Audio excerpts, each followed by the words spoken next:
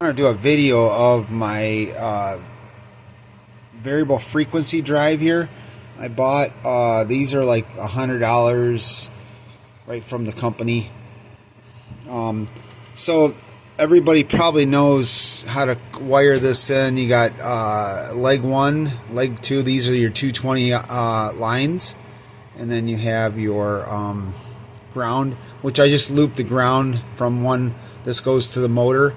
And then you got UV and that's UVW. Those are your 3 legs for your motor.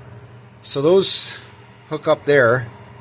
You know, power in, leg 1 or L1, L2 power in, and then your 3 legs coming out. And those are the 3 screws on the bottom. And then there's 4 other connections you have to make this thing work. So I don't know if you can see that under there. You want to hook AI1, and then you have ground. That's all you need. And then this wire here actually is a jumper wire that goes from ground to X1. You can see that, X1 to ground. And this one is a variable speed, the brown wire, and this is a jumper. As long as this X1 gets a jumper from ground to X1, you do not have to run it to a relay. So let me show you on the MB3 board where the 2 wires, this is the AI1 and the ground wire goes to. Ground right here. I don't know if you can see that. Ground, which is brown. Brown is ground. And then you got AI1. So the AI1 goes to this AO right here on your MB3 board, which is this AO and AG is the 0 to 10 volt variable speed or analog. The AG is ground.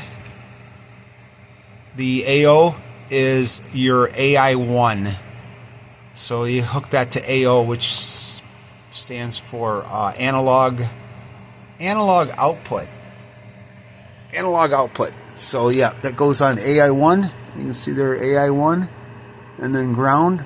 That goes on to AG on your breakout board. This is the MB3 breakout board.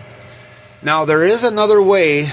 Instead of hooking this jumper wire from ground to X1, you could run this X1, but not to ground. You want to actually you could do a switch ground, and in that case you would want to run that up to your breakout board, and that is going to be connected to, you can connect that to NO1, or you can connect it to NO2, and I believe NO3 also as well. Those are for these 3 relays. I'm using the 1 relay for a coolant, or this is my coolant or lubricant. I'm triggering that, and that is so what you do is you have to connect.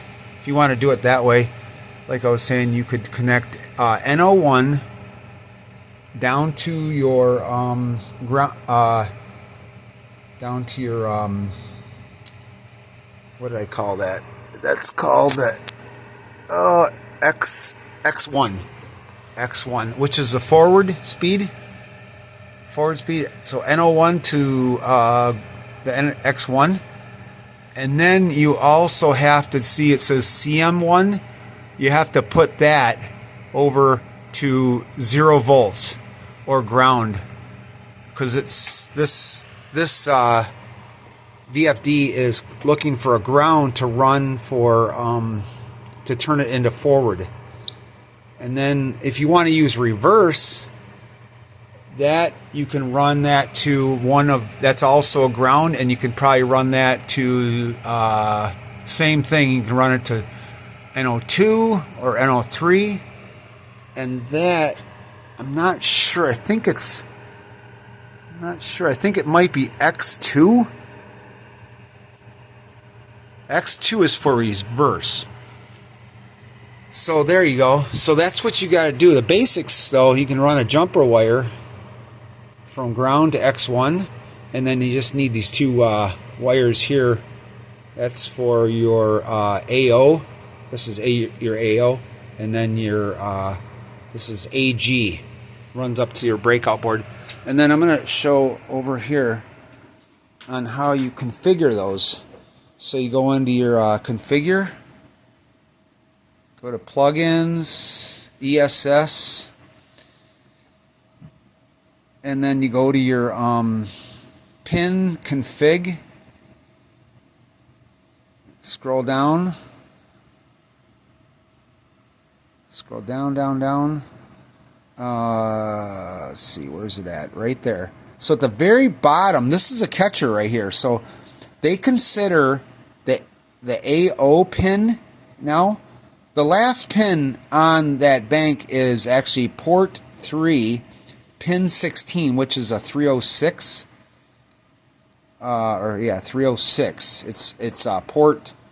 It's Y. Actually, it's Y. I think they call it 306. So there is no 307. So they consider the AO port, which I labeled it right here. It says AO output, analog output. So that pin right there is for your on